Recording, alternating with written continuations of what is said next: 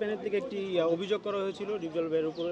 এটা আমি জানি না, এই বিষয়ে আমি জানি না। ভালো লাগছে, দুটো প্যানেল আছে, দিন শেষে সব আমরা এক।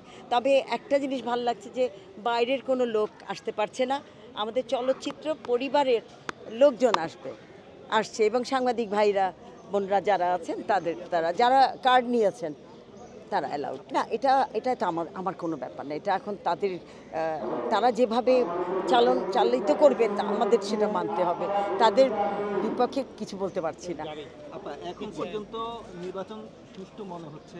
হ্যাঁ, সন্ধ্যা পর্যন্ত একই রকম ইনশাল্লাহ ইনশাল্লাহ ইনশাল্লাহ আমার চলচ্চিত্র পরিবারের লোকজন আসবে, আমাদের আনন্দ বেড়ে যাবে ইনশাল্লাহ। এটা কি আসলে ঠিক হয়েছে কিনা শিল্পীদের নির্বাচনে? আসলে আমি একটা কথা বলি, আইন শৃঙ্খলা বাহিনীর মধ্যে আমাদের কোনো হাত নাই, নির্বাচন কমিশনেরও কোনো হাত নাই। ওনারা যেটা চিন্তা করে যা করছেন আমরা মানে স্বাগতম আর কি, তাদের প্রতিটি কাজে আমরা স্বাগতম। আপু, অনেকে বলছেন যে এবার ভোটারের চেয়ে পুলিশের আইন শৃঙ্খলা বাহিনীর উপস্থিতি বেশি, এটা নিয়ে আপনি কি বলবেন? ভোটার আমরা আশা করছি, কারণ ঈদের পর অনেকে বাড়ি থেকে আসে নাই, আমরা জানি না কি হবে, কারা আছে ঢাকায় কারা নিজের বাড়িতে আছে এটা বলতে পারছি না।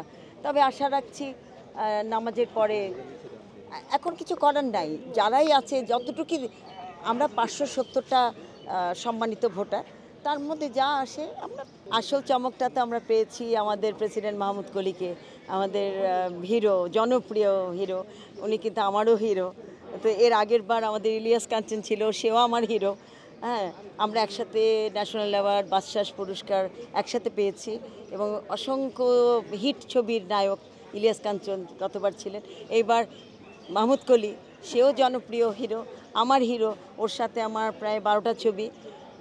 তো দুইবারই আমার হিরোরাই আছেন, খুব আনন্দ। আপনি একটু জানতে চাই যে 17 বছর পর এত নিরাপত্তার সাথে নির্বাচন করা হচ্ছে, ভোট গ্রহণ করা হচ্ছে, সেটা কি মূলত আপনার দেশ প্রধানের নজর, মানে শিল্পী সমিতি নির্বাচন আছে দেখে কি এত নিরাপত্তা এবার? আমি তো বললাম এখানে আমাদের কোনো ব্যাপার না, ওনারা যেভাবে চালিত করবেন, যেভাবে যা এফডিসির ভিতরে ওনারা যা আইন শৃঙ্খলা রাখবেন, আমরা সাধুবাদ জানাচ্ছি। আপনাদের প্যানেল থেকে একটি অভিযোগ করা হয়েছিল ডিপজল ভাইয়ের উপরে।